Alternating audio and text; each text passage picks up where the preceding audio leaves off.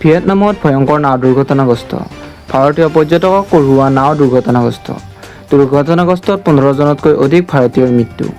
নাওখনত আছিল 32 জন ভাৰতীয় পৰ্যটক। দুৰ্ঘটনাগ্ৰস্তত উদ্ধাৰ অভিযান অব্যাহত। গুৱাহাটীৰ উৰণ সেতুত উলম্ব বাগিচা। দেশ বিদেশৰ প্ৰখ্যাত চহৰৰ দৰে সেউজীয়া হৈ উঠিব গুৱাহাটী মহানগৰ। 25 কোটি টকাৰ ব্যয়েৰে নিৰ্মাণ কৰিব উলম্ব গাৰ্ডেন। দিছপুৰৰ ভগদত্ত উৰণি সেতুত ইতিমধ্যে দ্ৰুতগতিত চলিছে উলম্ব বাগিচাৰ নিৰ্মাণৰ কাম।